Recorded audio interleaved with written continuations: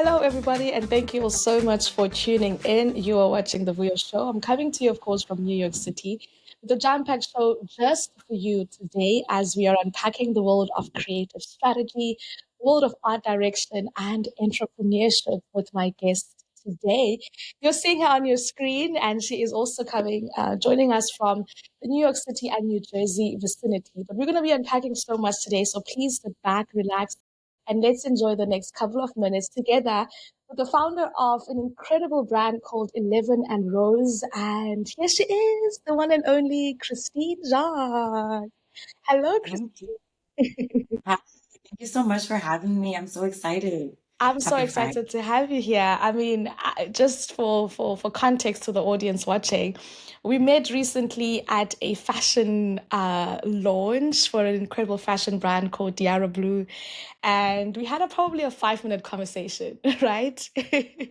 If I can recall. Yes, we did. We totally met and we were chatting it up about your show and about what you've been working on. And yeah, I remember it was a really great conversation for us to just like get to know each other and to hear more about how you've been working and I guess like interviewing more founders and Mm. creatives and just shedding more light onto creatives, especially in this space. Of course. And again, for context to our audience, we haven't necessarily had a prior conversation to this. So everything I'm going to be learning about Christine is something that I'll be learning for the first time, and so will you guys at home. So I'm excited for how fresh that's going to be and how authentic that's going to be in light of what it is that we are discussing today. But in my intro, I did share a number of hats that you get to wear, which are all incredible hats: creative, director, strategist, artist, founder, entrepreneur. Do you have a favorite hat at this moment that you'd say this one maybe is the most challenging or the most fun, or how do you categorize those hats that you get to wear? Yeah, that's a great question. I think really, if I'm being honest, this new hat of like artist, creative director is one that I'm really excited about, but it is kind of new to me in terms of like embracing it. I've always been a creative person since I was very young. I've always loved to draw. I've always loved to like create with my hands. But I never really got to do exactly that. I went into the field of like public relations, marketing, advertising, and I honed my skills in these very corporate environments where I was helping other creatives, bring their art to life and allow them to really understand like the machine behind the marketing and PR world. And now I'm stepping into this space where I actually am allowing myself to be the creative, where I'm focusing on creating floral arrangements as something that I've been doing with 11 and Rose, but also stepping into more of like the creative directing as well. So I know I said I was the creative, but also directing, I think is also a creative suit. And so helping my friends with their brands. I've helped two of my friends launch a fragrance brand and another one is a digital media brand. So really, I think I'm most excited about Christine the creative, Christine the artist, Christine who is pouring into not being corporate anymore, but who is being more in alignment with like this younger version of me who wanted to make art. I think that's such uncovering that the playfulness and the fun of the creative space can only be allowed, or you can only experience that by going into your own separate lane. Because there's the confines of corporate that necessarily don't allow you to be maybe as free as you wish, or as creative as you, and how far you can go with the creative space. But entrepreneurship is such a difficult thing, but it's forcing so many people in this time to kind of start thinking about it even more aggressively, right? Yeah. But the corporate world in of itself, corporate America is so glamorized. I mean, if people from all around the world, think about corporate America, what would you say are some of the lessons, right? We're going to be jumping into entrepreneurship now and talking about all the amazing projects that you've done and what you're looking forward to do. But just for hindsight, what would you say corporate America has taught you, and that some of the skills that you've gained from that now you are about to, as you've embarked into this other world that you're taking with you as well?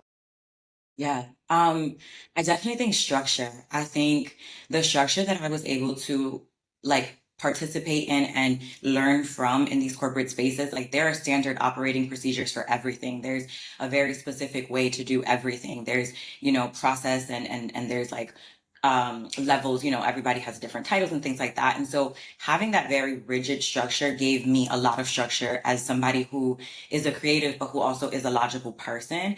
And I think that I would not be as powerful of a creative if I didn't have that foundation, right? Like I started my career at one of the biggest PR firms in the world, and being able to really learn from them and like how they kept media lists, how they pitched, how they had clients, and like how they build even was something that I don't know that I would have ever gotten at the level that I would have gotten it had I just jumped straight into entrepreneurship or into like maybe like a startup world, which there's nothing wrong with the startup world, but it is a lot more like wearing all those hats that you mentioned, and not really like honing in on one specific thing.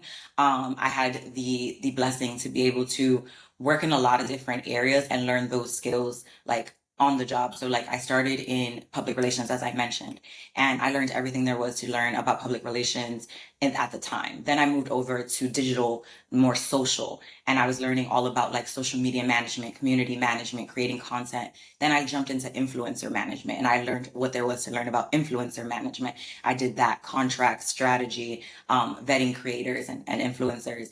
And then I jumped into the ad world, the paid world, where it was like paid social. So creating those emails that you get or those text messages that you get when a company is having a sale. And then after all of that, I went to Pinterest, where I was learning like at a tech company. So I feel like the biggest lesson was structure and like really understanding the value of having processes and procedures and doing things with a very specific outcome attached to it. And well, not outcome, but rather just like knowing that there's like a very specific way to do things because you can't break the rules if you don't know them. And Mm. so now that I have this foundation of like how things are foundationally supposed to work, I know where I can play and I know where I can finesse and I know where like, no, we actually do need to hire somebody to do this, or like, no, we can do this ourselves. Yeah, and the structural element of it all, I think it also helps with ensuring that when you are then starting your own business or when you're running your own entity, you then can also start figuring and ensuring that structures are in place, right? And so a lot of people are, who could be even watching this conversation and asking themselves, is it a wise thing to utilize the structures of corporate to learn and then jump into the world of entrepreneurship? And would that be something that you'd say is advisable for someone to get into corporate or to get into structure before jumping into this beast that we call entrepreneurship? Yeah, yeah, it's something that I think is crucial. I honestly do. And there's tons of entrepreneurs who I'm sure have done it without it, but I would argue that they probably would have done things faster, certain things faster, if they had that foundational knowledge, right? Like I've been writing pitch decks. I've been writing decks are like presentations. So writing those, you have to put those together for different clients, whether you're doing a content calendar, whether you're doing an experiential event, if you want to put together like a pop-up, for example. Like everything needs to be in a presentation and it needs to have a very specific structure. And sometimes I come across decks from people who are creatives themselves but have never worked in these spaces, and I can see all the gaps of like all the information because they just don't know, right? But like when people see the decks that people who work in corporate have made, they're like, oh my goodness, like this is so in depth, this is so detailed, it has a flow to it, there's a very specific way that it's been laid out. And I don't know that I would have learned that if I wasn't put into these environments where excellence was the standard, right? Like I said, I worked at the number one PR agency, and it's a massive company, it's a global company, and they have a very specific way of doing things. And so I had to learn, and that was my first job really out of college, in that space. So I, from very early on in my career, understood like, okay, this is how you put together a presentation. This is how you pitch it. This is how you put together certain documents.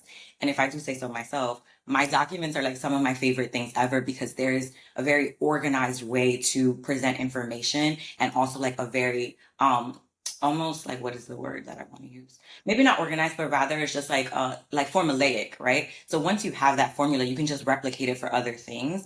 And I think I would have struggled a lot, especially as a creative and somebody whose mind is always like in the abstract a little bit, to funnel down like, okay, well, no, this needs to have a grid, and this needs to have these tabs, and this needs to be presented in this way. So I definitely would say that for people to understand, especially too, like thinking about who you end up pitching, who you Yeah. end up wanting to work with, right? Like as an entrepreneur, usually the goal is that you're working with these bigger brands or that you transform into a big brand, right? So Yeah. if you're a retailer or like if you're a fashion brand and you want to go into a retailer, you have to now know like, how am I going to talk to Macy's? And because Macy's is so corporate, they have a very set expectation of how they want to receive information as well. And as creatives, sometimes we don't understand that. We're like, but this is my idea. Like it's beautiful and it makes sense. But it's like, does the presentation make sense? Does the show the clarity of your idea, the goal, the ROI, and all of that?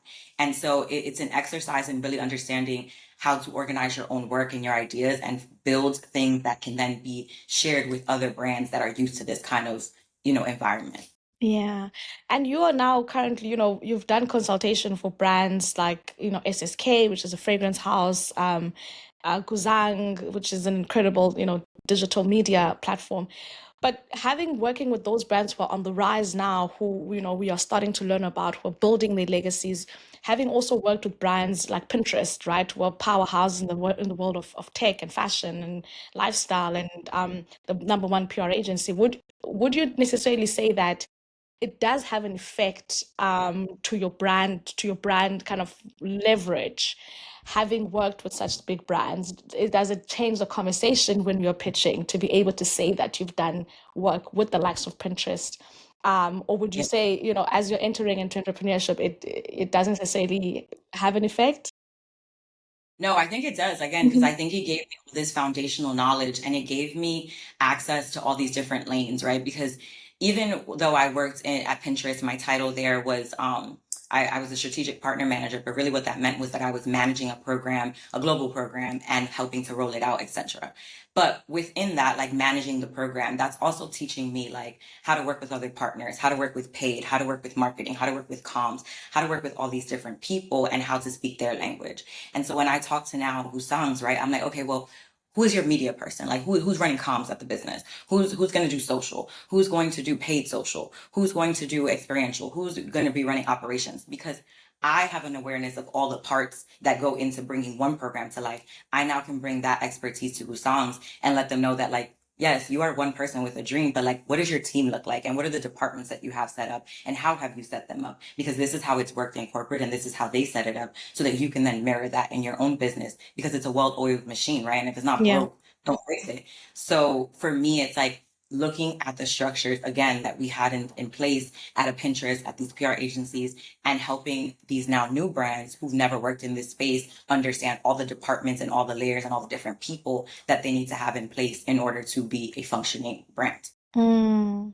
And I'm really excited to jump into, the idea of what does it really take to build a brand, right? As a strategist, I would really assume that a big part of your role is to help systemize and to help put into place the brand or real value and strategize on how the brand could be then placed in the market, right? And there's so much innovation happening right now with AI. There's so much change in the world. I think since 2020, all we've been seeing is change, right? It's just been Yeah. all over the place. And so a lot of innovation is happening. A lot of brands are being founded in this moment and in this time. So having someone like you to chip in some sort of insight is so imperative, right? From a strategist point of view.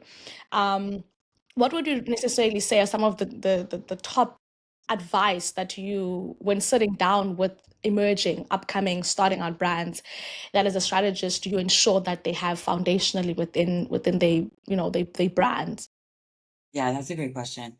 For me personally, I don't want to work with anyone that doesn't have heart for what it is that they want to do. I don't want to hear about you making a lip care line because you looked at the numbers and you saw that the beauty industry is $1 billion industry and you want to reach the XYZ person. And that's just me personally, right? Like I don't knock anybody for wanting to do that and getting to the bag. Cool. But for me, I'm a very heart-centered person and I need to know why you want to do the thing that you want to do because your why is going to help me understand where your brand needs to play and how they need to show up and what you need to share with your audience so that they can understand that feeling because ultimately we're people and we buy things based on feeling for the most part, right? Like necessity, sure, but like when you think about some of your favorite brands, like there's probably a very like specific story as to why you like that brand, right? Whether it's the product, but maybe more so like the brand founder's story, or the way that they show up on social, the way that they connect with their community, the talent that they utilize. Like there is a more emotional connection to that brand versus just it's a good product and here it is on the shelf, right?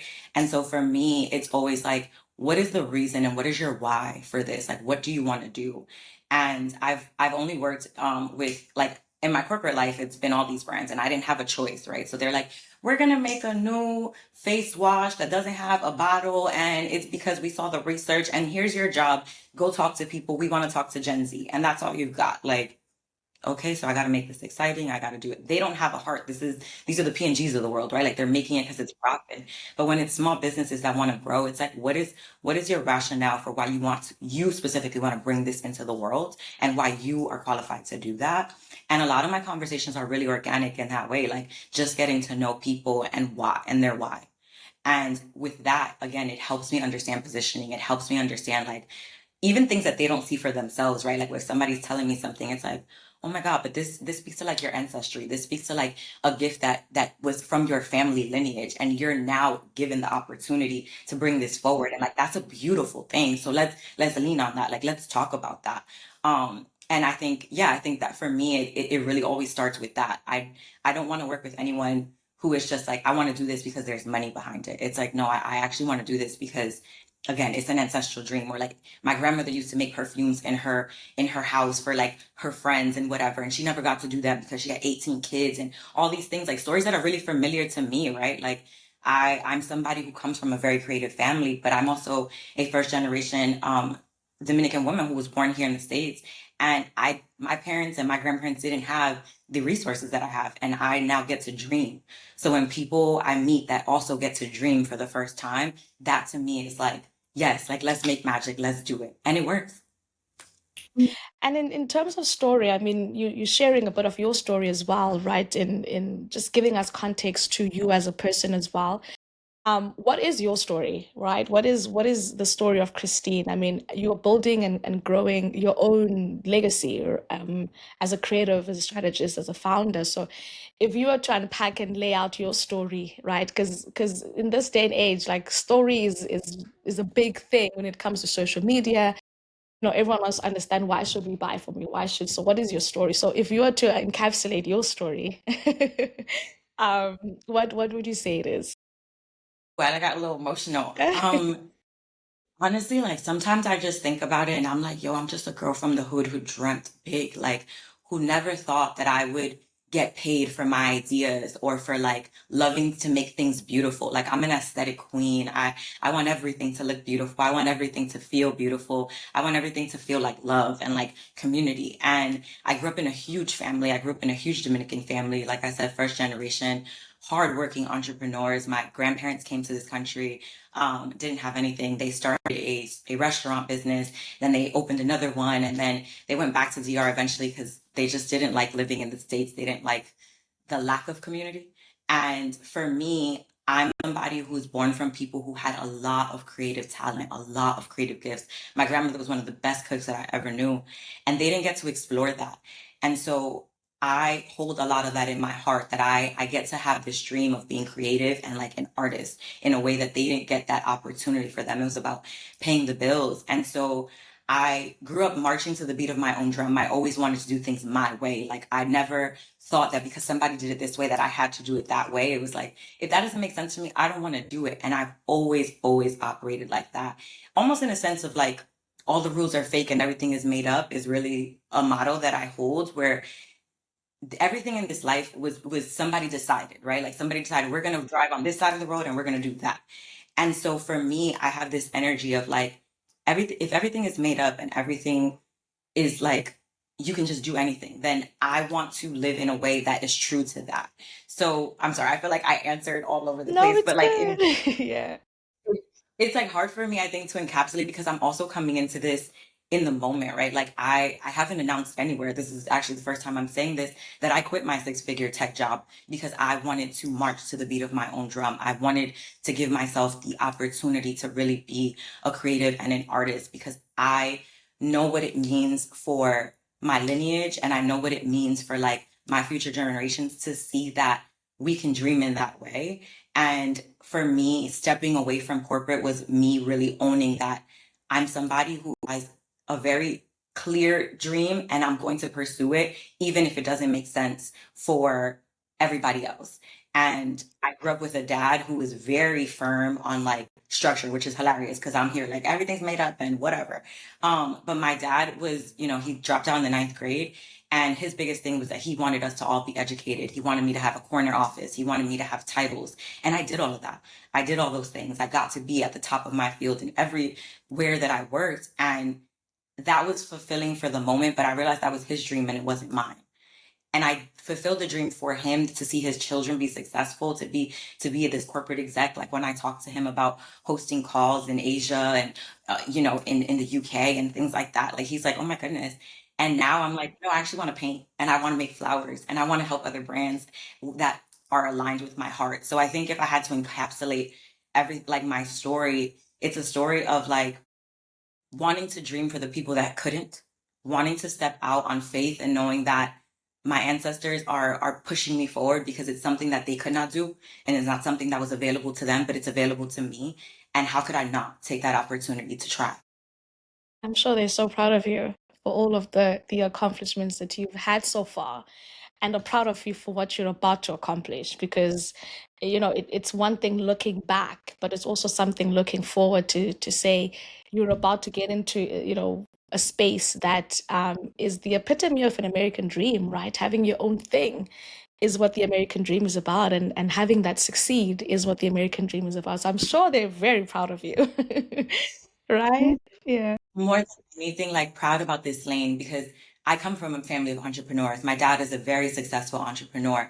Him and all my uncles own supermarkets and laundromats, and they just do very well for themselves. And I'm wildly proud of them because, like I said, my dad has a ninth grade education. And so for me, it's like, wow, I come from these people that get to it, right? Like they, no matter what language barriers, this, that discrimination, all of it.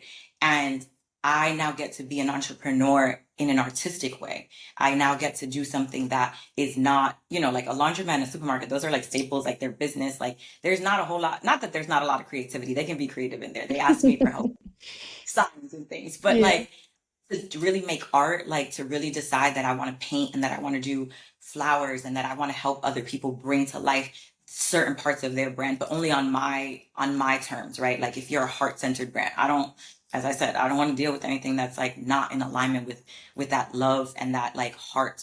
And so to be able to be an entrepreneur that is artistic, that is focused on creativity, that is focused on art, again, that to me, I think is like the real, like that's what makes me emotional because that was not available to them.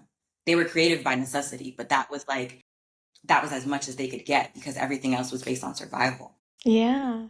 And how open are you to having your brand and your vision be founder-led, or the story being a founder-led story? Is that something that you are that you're open to as you're embarking into entrepreneurship? And what are your thoughts on founder-led brands and businesses? Yeah. Again, I think I'm taking a leap into this and I'm figuring it out all as I go. I struggle, if I'm being honest, about like how I tell this story, right? Because I have all these different gifts and I have all these different desires, and I feel like sometimes they don't make a cohesive story, but I'm working on like finding the thread. And I think it's that like wanting to really honor this gift that I have and this gift that wasn't able to be utilized in my lineage.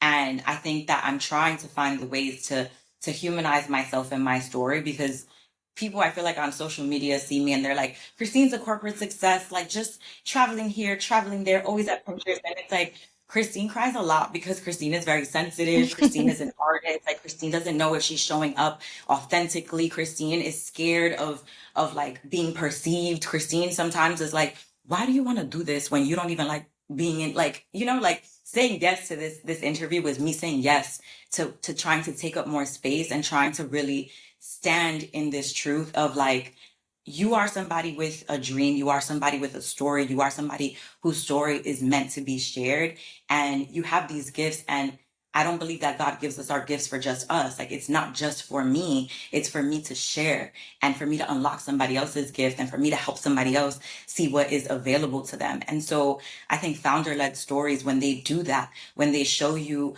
that you can and that they're focused on unlocking your light, are so special. Like, I am personally obsessed with Ami Collet and with Jada, who is the founder of Ami Collet. We actually went to school together, and I've known her from a distance, but like I've been following her brand for as long as it's been open. And something that I am just like awed by her is her honesty, her vulnerability, her pouring her fullness, the fullness of who Jada is in her heart into that brand, and not creating distance between, like, here's a product that I created that, I love, but there's no like personal story to it. And she talks all about, her family being from Senegal, from being from Yeah. Harlem, like growing up in her mom's salon. And that, to me, that vulnerability is something I admire so much. So when I think about women like that, I do think like, you have to do this, Christine. You have to lean further into it. And then if not, you're kind of being the same thing as these other people who are like,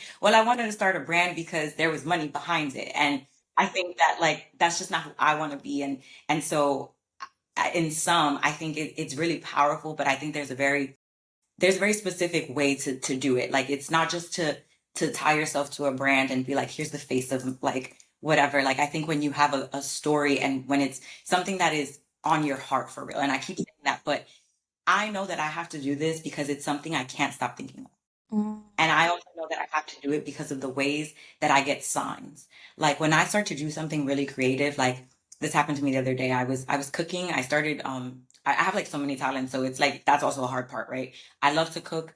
I was cooking as like a personal chef for somebody. They were paying me to like make meals for them. And I was really excited about it because I love to cook for my family, and I would love to do like private chef event situation, like something to that effect. But I never actually tried it because it was like scary. So someone was like, Christine, like, I want to pay you to make me food. And for 30 days, I did that. And one day I was cooking and I just felt so happy. Like, I was just so full of joy. And I asked Alexa to play like music, and she started to play gospel music in Spanish. And I was like, and I started to cry because I knew it was my grandmother. Like, I just knew it was her. Oh. Cooking was her thing. And for her to show up for me in that way, like, I was listening to Future. Like, I didn't even know how we got the gospel in Spanish, but like, my grandmother was right here with the Lord, and I knew that it was her. And so it's like, you get these signs to keep going. You get these signs that you're on the right path. You get these signs that tell you that you're protected. And I remember that often, or I try to remind myself of that often, so that I don't feel so fearful about creating a brand around Christine and who she is. Mm. And you see the spark. I'm feeling your energy as you're speaking, and this is it. Like, this is the way in which you're speaking, the way in which you're expressive right now. This is what we need a lot more of, right? Because that's where we can source the energy to keep creating. Yes. So I am feeling it with you. I'm seeing it for you, and I'm imagining it with you.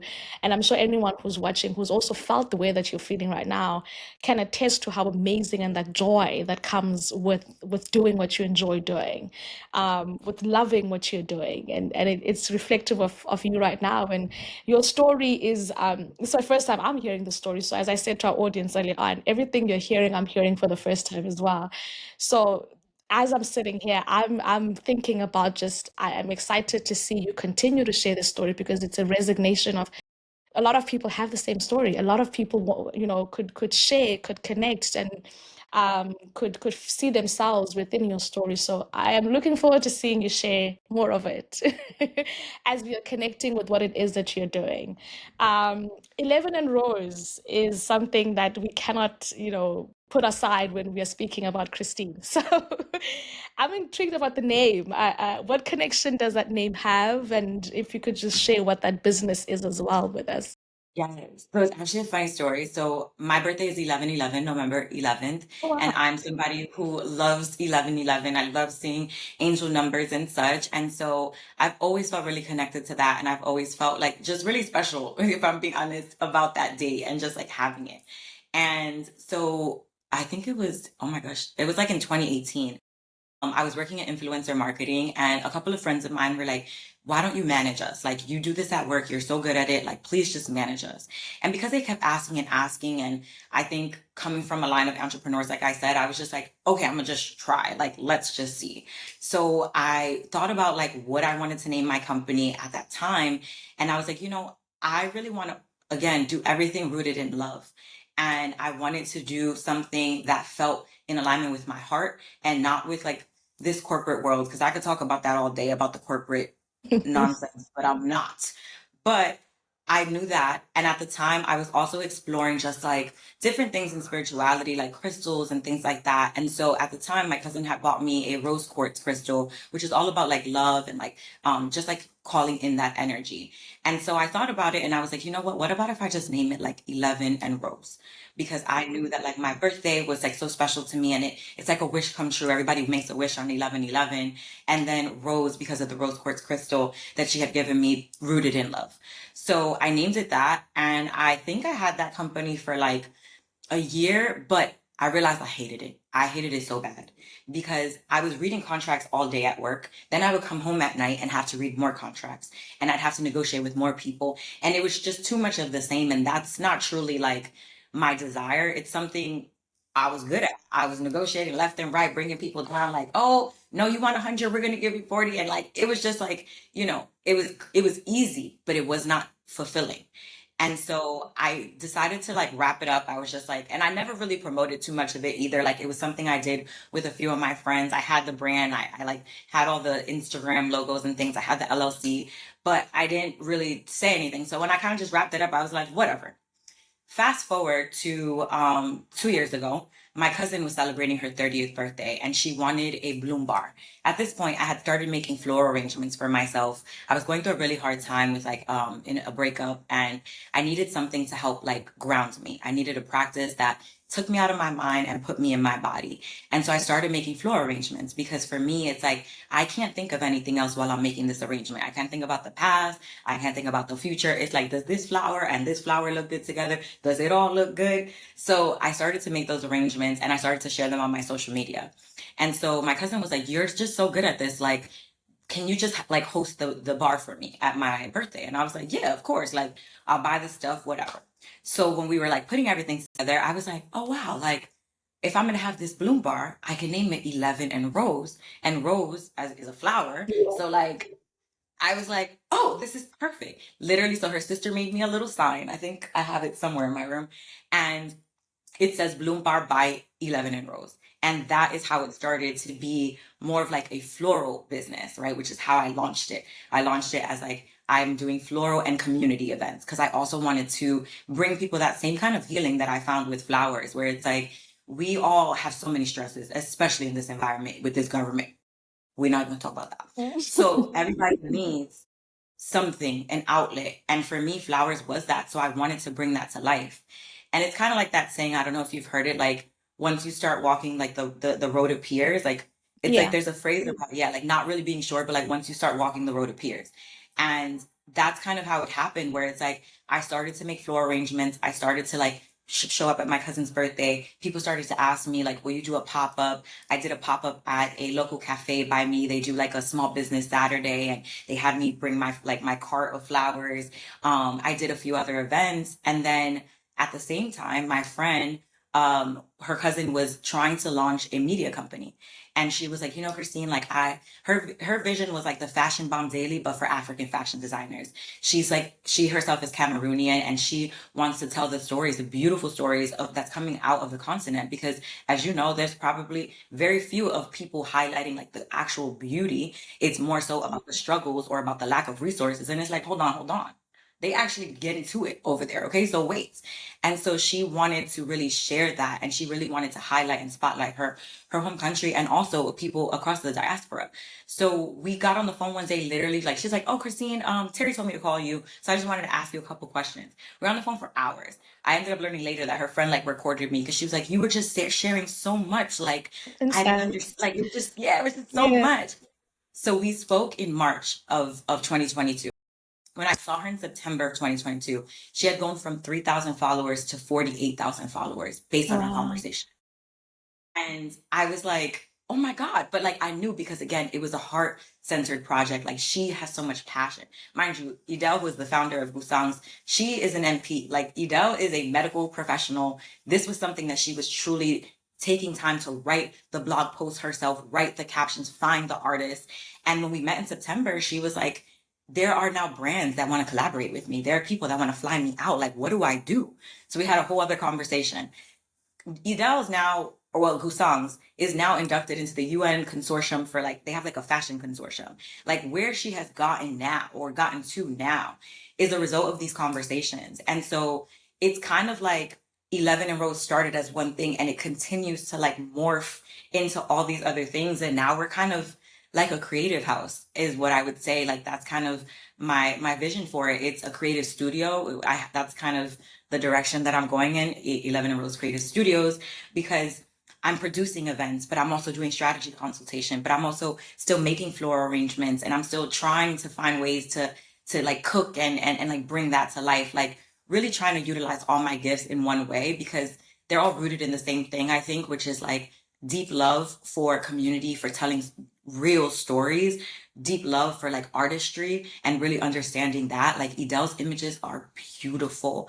The song sites, the Instagram, if y'all haven't seen it, please check it Yeah. out. Guzangs. Okay. Yeah. Um, and they just are stunning. And so to me, aligning myself with opportunities like that has allowed me to see the fullness of what 11 and Rose could be. And every day I'm just like working on like refining that and like building that and finding ways to share that with the world. And I think the beautiful thing about having it as a creative house or a creative studio is that you're able to then foster all of the different things that you are good at and the things that you want to pour into without having to be kind of bottled down into one thing, right? It allows that flexibility within it. And if you were to kind of think of and imagine the perfect type of clientele that would be that would come to 11 and Rose, right? You mentioned, I mean, this brand I absolutely love. I pronounce it as Guzangs, but you pronounce it differently. But if you were to kind of think about the perfect type of clientele that would be incredible for 11 and Rose, how do you kind of picture them and imagine them that will also benefit from the multiplicity and the multifacetedness of what it is that you offer? Yeah. I think really first and foremost, people who are heart centered, community centered. Like I am very proudly Dominicana, but I'm also very proud of the diaspora. I'm somebody who recognizes that Dominicans come from a mix of African and Taino people. And so for me, everything I've ever wanted to do was to uplift Black and Brown women and their stories and their like their gifts really. And so people who have true gifts to this world, people who want to really hone in on, I want to create this so other people can be seen, so other people can be celebrated, and very specifically again in those communities, so that they have something and that they know that we're not all this stuff that is being said about us in the media, in this climate, in this culture. Like I want to work with people who want to push their cultures forward, who want to put their countries and their people on the map from a place of love, not from a place of profit, not from a place of whatever. And like those things will come. I do believe that God will bless you with the means to do the things that you want to do, but you have to be heart centered and like honestly like God centered first. Like I am a very spiritual person. I grew up Christian. I grew up in a family that went to church, but I'm somebody who's also open minded. As I mentioned, I like crystals. Like I do believe that there's one creator who made all things. And so for me, people who have that heart and who want to pour in that way, brands that want to do that and who aren't afraid to really speak to that. Like Gusangs is all about putting African fashion designers on the map. They're not worried about American and all of these things. Like, no, they're very specific. And I like that. I like the specificity of their mission and that not that they don't want to be inclusive. I don't think it's not about being inclusive, but it's like we have never been able to tell our stories in this way, so we're going to own this and we're going to say this now. And Yeah. then people have fun. I think that's another part of it. Like I didn't talk about SSK Labs, but another one of my friends, they launched a fragrance brand. It's a fragrance house. It's a fine fragrance house. And the story behind their brand is that they really wanted to help people discover scent, but also really understand how scent plays into memories and good memories and like creating lasting memories at that. So the foundation of their brand is all about memories and friendship and love. And the name of the brand is dedicated to one of their friends who also passed. So it's SSK because one of my friends' last name is Stanislaw, their other one is Kizo, and then their other friend who passed, her last name is also with an S. So they dedicated their brand to her and to the friendship that they had and to the memories that they had. And they cultivated this beautiful, beautiful fragrance. I wish I had it in front of me, but I don't right now to show it. And it's something that they're doing because they want to elevate like they want to elevate a category that is not necessarily associated with Black women, I think, as well. Like fragrance is not something you associate, fine fragrance with Black women. Like we all know we go to the beauty supply and all that, and that's beautiful. But like to really put them on the map in this space that is very white dominated, that is very male dominated, I think, as well. They want to do that. And for me, helping them break those barriers, helping people see the value in that, because let me tell you something, and everybody could attest to this. When you walk into a room full of Black and brown women, you know it's gonna smell good. Of You just know it course. is. What? What? It's gonna be body, it's gonna be perfumes, it's gonna be like it is just like, oh my God, it's a sensory experience. And to know that and to experience that and to know that that's true in our community, but that's not how necessarily we're viewed, or that's not necessarily the narrative, to help them in that space and to really amplify that, to me brings me so much joy, because we deserve to have these spaces. We deserve. And something I've always said, like even in my career has always been focused on elevating Black and brown creatives, because I always wanted us to be paid our worth, because I always understood that the world does not move without our creativity. It doesn't. It does not work. Like we are the foundation of creativity, of culture, of all the things that move in this country. And then you see it on a runway, and now all of a sudden nails like mine, who my mom has been doing her nails like this, wearing rings like this since I was a little girl, now it's on a runway and now it's acceptable. And it's like, no, this has been in my community forever. And so being able to work with brands who are owning those narratives and really being like forerunners in that space, that to me would be like perfect clientele. And again, like heart centered. Like if you want to do a retreat with flowers and we're doing all these things with fragrance and auras, like that's an idea that I have for the girls. I want to do that because I do think that, especially in this landscape, especially in this time, we need to ground ourselves in our spirit and in love, because everything that's going on around us is chaotic and it's ugly. Yeah. And we need to find those spaces that are safe. And 11 and Rose is one of those spaces. We what would you say is the state or the future of luxury, particularly, and why I asked this question is, SSK, the fragrance house, Guzang, and some of the platforms that you've kind of been around or have worked with, could to some degree fall under the category of luxury, right? We've seen how Guzang has made African luxury something that has some sort of have to some degree have a rebirth, where now we're starting to recognize the power and the beauty of luxury in that capacity. So what is the state of luxury right now, and having some shifts that we've started seeing with the with things that have come out rather about Western and European luxury, and how things are shifting within African luxury, and all of that dichotomy, right? But what is your perspective? What is your take? Where are we currently right now? Are we redefining what luxury is? Is luxury the same thing it was 5, 10 years ago? Um, you mentioned a little bit earlier on about how Black and brown women particularly are at the forefront of culture narrative and culture change. So what's your take on that? Where are we, and where are we going within the Yeah, luxury space? I think that people are rethinking luxury for sure based on just like the state of our economy, the state of our world, tariffs and all this, that. And I think that also like in the decade that we're in right now, people are really trying to understand like what are those stories and what are the stories that I connect with? Not that this is just a brand that shows up with a price tag and because it's Louis Vuitton, whatever. Like there was a lot of backlash with Louis Vuitton and their lipsticks. I don't know if you recently saw, they launched some lipsticks. They're like Oh, I $160, saw like that. crazy. Yeah, the colors are not even in my opinion. Not anything like really to write home about. And I think as people are starting to like really think about their money and how they're spending it, luxury has to mean more than it's just a label. It has to be more than it's just like you marked it up $400 and you have pretty packaging. Like what is it that you're trying to do? What is it that you're selling me truly with your storytelling, with your community, with who you're showing up for and how?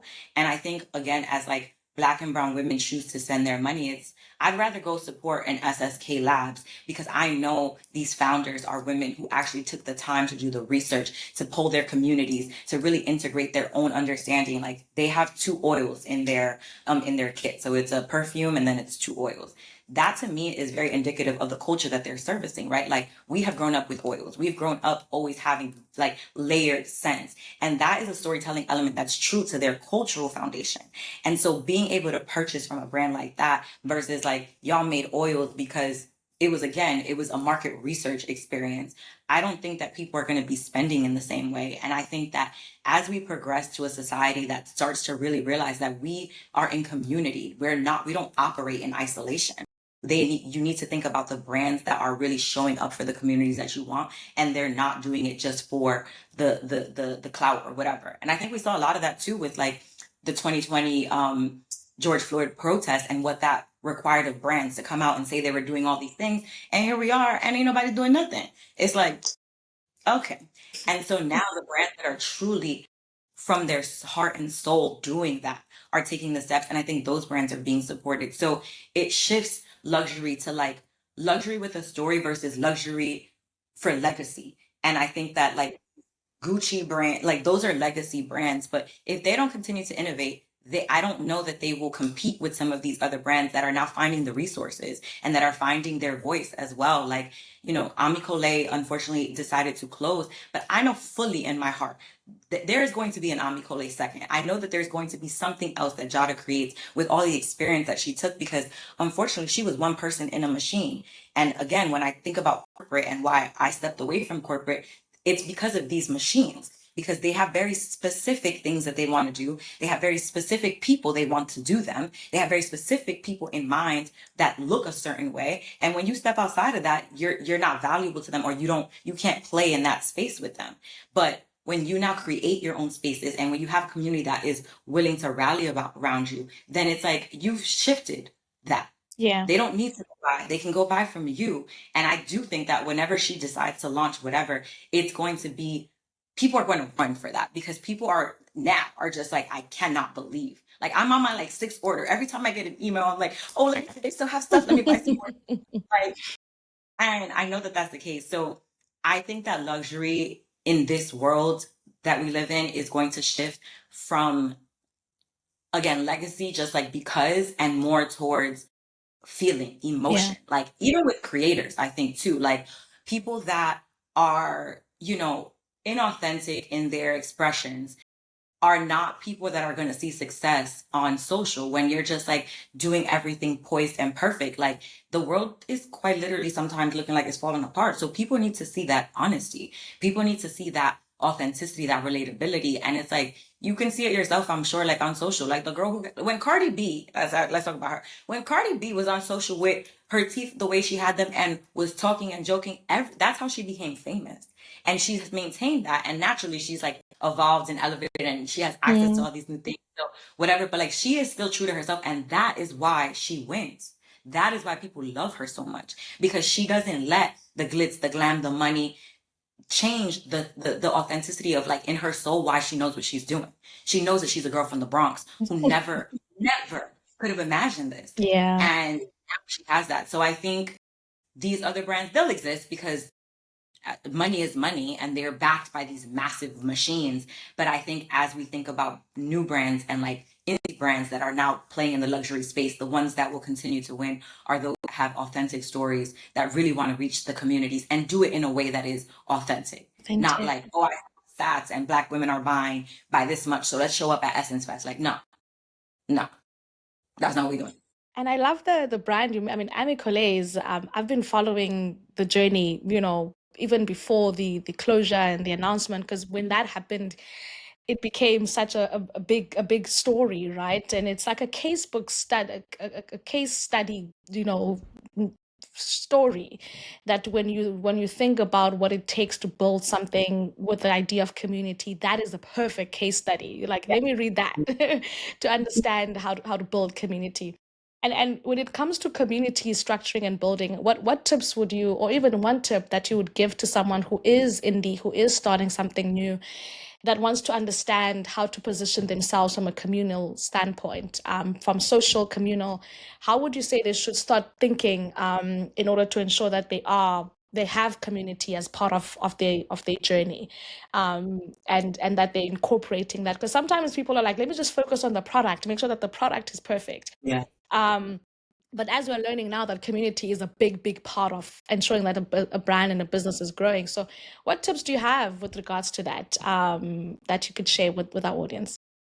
Yeah, I think from Amikole's playbook is bringing people along, like letting people weigh in, letting the community you want to service give you their input, because you can think that something is good, right? And we're so close to our own creative ideas that sometimes we don't have enough distance to really think like, okay, I love this, but my customers might not love this. Or like, I think about this way, but this is not how the masses receive this.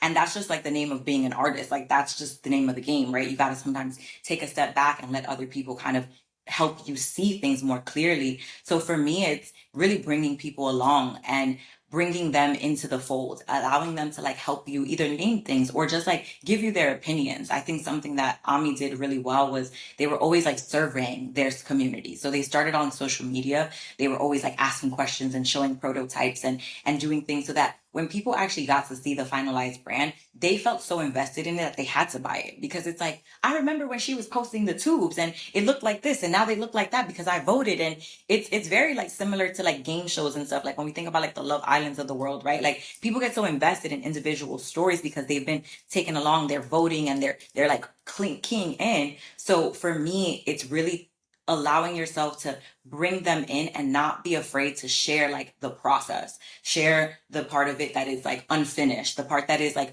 a question that you have, because they can help answer it.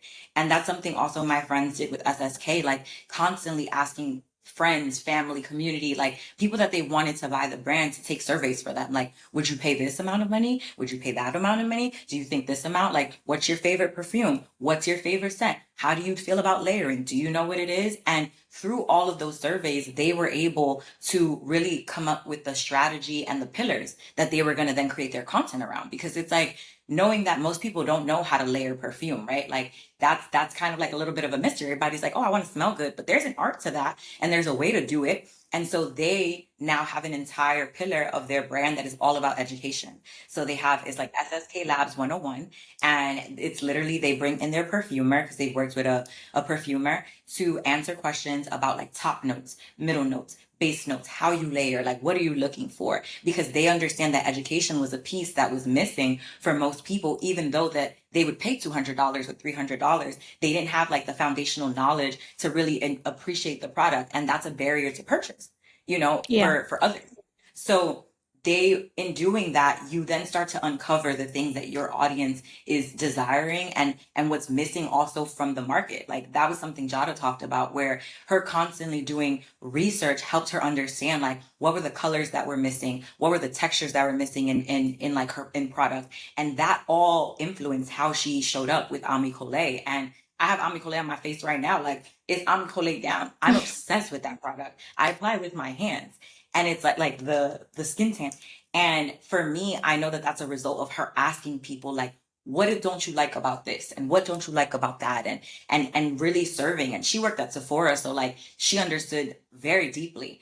And with my friends, it's similar. Like one of them works in tech and the other one works in beauty PR. So they know more or less, but you'll never truly know unless you actually start to ask and bring in these people that you eventually want to be your customers. Yeah, letting them in on the journey, which goes back to our conversation about the founder-led story, you know, making sure that the story is part of the not just the content but the foundation of the brand and of itself. Yeah. And what would you say you're looking forward to the most about entrepreneurship, this entrepreneurship journey? I mean, you shared with us for the first time that I love the words you used. You said I quit my six-figure job. What are you looking I forward think to the most? Why I'm so fine. Um, I think I'm just most excited to be free. I think to be free, to do the things that light me up and do it just because of that, right? Like I chased money and success because that was what was that's the American dream, right? Like you get to be successful. I graduated from the number one school in communications. I worked at the number one PR agency. I then went and worked at the number one advertising agency. Like everything I did it to the highest level that I could. And I'm extremely proud of that. Like, wow, what a feat, Christine. But now I'm excited to just be free and to create, like free to create, free to be an artist in a lot of different ways and really allow myself to explore what that means. And I pray to God that I never have to step foot back into corporate. Like that's really my dream. I never want to do it. I want to always be able, afforded the opportunity to use my gifts to give me the life that I want and to also do it in community. Like being able to work with my friends, I get on the phone with them and we're doing like our little business calls and emailing each other from our business emails. And it brings me to tears a lot of times. Like Yeah. they know this, I'm a crybaby. And I start to cry because I'm just like, look at us. Like, who would have known 15 years ago when we met that we would be doing this, right? And I think that some of us knew in our spirit, but we went out into the world and did all these things because we're all we're all children of immigrants, and we all had this dream. But to be on the phone with my friends on a Tuesday at 2 p.m., our hair is not combed. We sitting there like, yes, so I think we're gonna do this. I think we're gonna do that. There's no pretense about it. There's no corporate strategy about it in the sense of like, or politics rather, because that's really what I never want to do that again. I don't want to perform for nobody. I want to be myself. I want to speak my mind. I want you to receive me in the fullness of my being without me having to switch how I'm saying things or worry that I'm being too aggressive or that I'm being negative because I don't understand. Like I put together a deck for my friends and I sent it to them. The email that they sent me back brought me to tears. They were like, Christine, this is beautiful. Like the amount of time. I don't know that I've ever gotten an email like that in corporate. Everybody like, thanks, great. And regards. Yeah, there's a typo. Like it's always, oh, it's so aggressive. It's so Yeah. competitive. The Yeah. way that I was going to say, I'm like, it's a culture that I don't support. And it's not in my heart to be that way. I don't want to talk to you because I'm trying to jump over you to get to this one. Like, I'm happy. I really am just so looking forward to being free and authentic and showing up in the fullness of my being. Yeah, and that's something that, I mean, following your journey is something that I'm going to be doing. And I'm hoping that those who are watching will also go ahead and do that. So, how do we find 11 and Rose, which is the kind of encompassing of everything that you're doing, right? It's under this umbrella.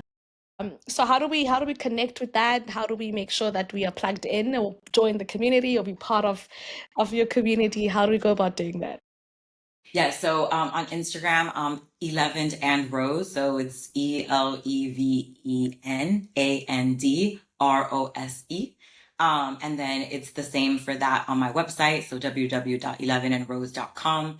And I think right now we're just like in an incubation phase. Like I said, I'm sharing all of this in real time. I'm pushing myself to be honest and vulnerable and take all the advice that I give all my friends for myself, because there's one thing to give advice, and for you to actually take it, you're like so scared. But 11 and Rose will continue to evolve, and like just I'm excited to finally find the ways to share all of these gifts and all of these things that have been happening, because it's kind of been like a fast moving train. Like my friends asked me to do this and then I started doing this and then I quit my job and nobody knows and everything's like scary. But 11 and Rose on Instagram, and 11androse.com. And then on my personal page, I share a lot as well. I'm trying to figure that out. Like if I want to have a Substack that is for Christine Sienna, which is my Instagram, or if I want to have it through 11 and Rose. I think for me, like I can't split myself. And that's been like the hard part, where it's like, is the 11 in Rose, or is it Christine Sienna, or like, are we in the middle? And I think we're all going to find out together. Yeah. Yeah. And we're willing to go on that journey with you. That's the important part. Yeah. I love that. And before I let you go, because I mean you're a busy woman, you have a business to run, so I'm gonna let you go soon. But being a New Yorker, I mean, I'm filming, even though we are virtual, but I'm filming this from New York City, and I always love to ask New Yorkers this question about the impact that New York has in just your character, in building you up, in ensuring that you're an individual that can step into the world. What impact would you say New York and being a New Yorker has had in your life?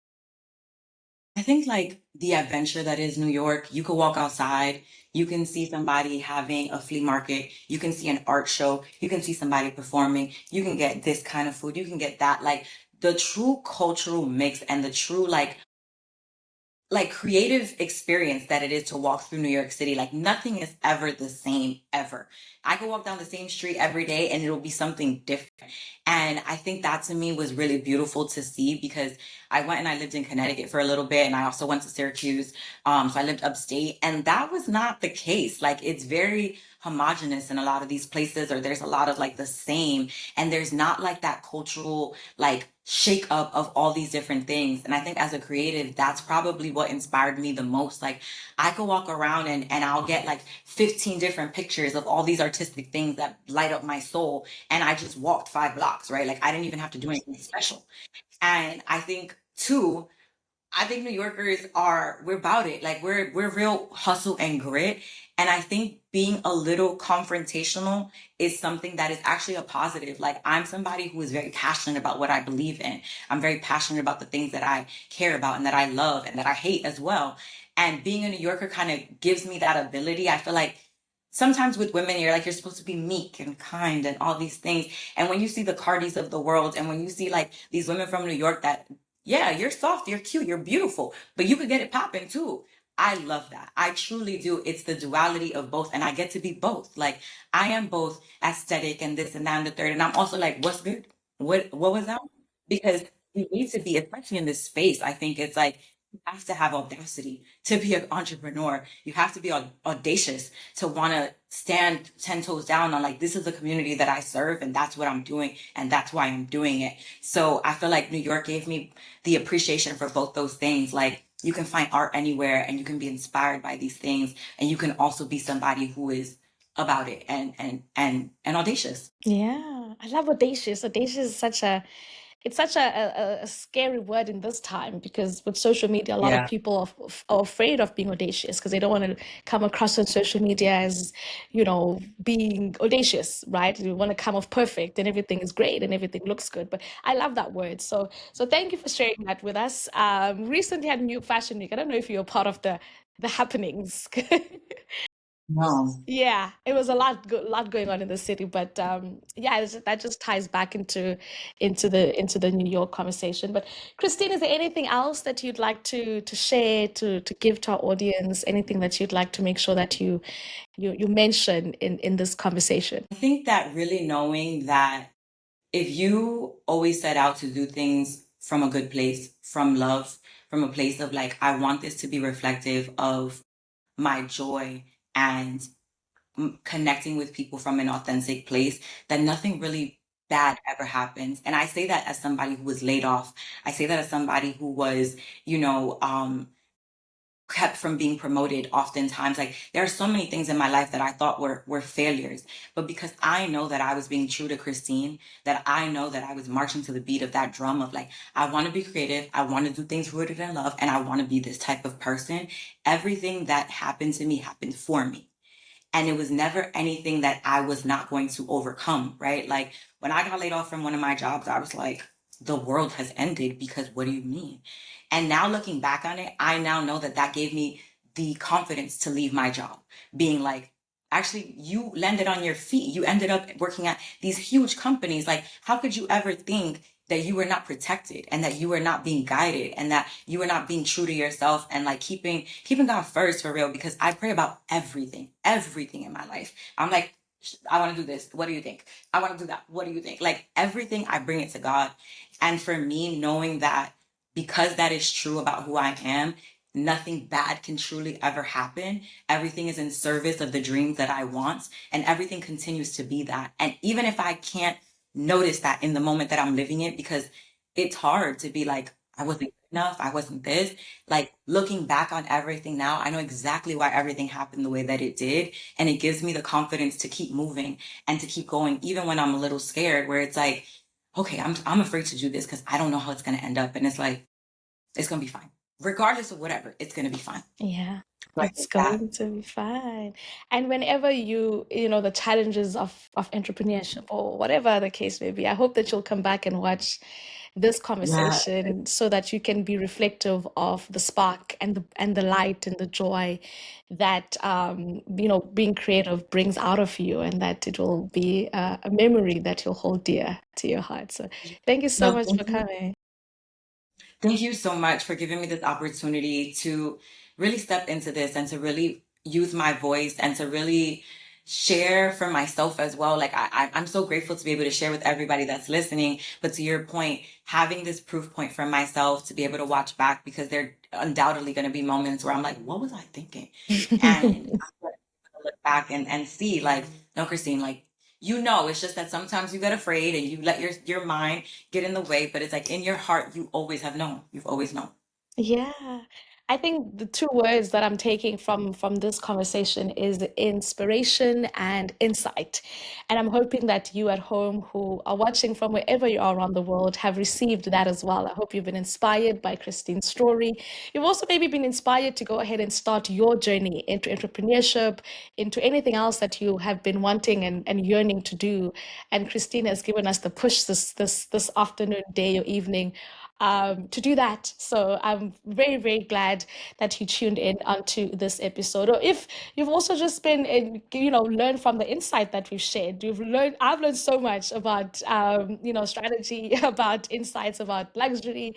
So I hope that the insights that you've taken here today, you're going to go ahead and implement into whatever it is that you are doing. This is a Vuyo show. We are coming to you from New York City, and I am your darling host, Vuyo. I can't wait to see you on the next episode. But from myself and Christine, it is goodbye and have a fantastic one. Cheers for now. Thanks so much. Bye-bye. And cheers, Christine. Thank you so much for Thank coming.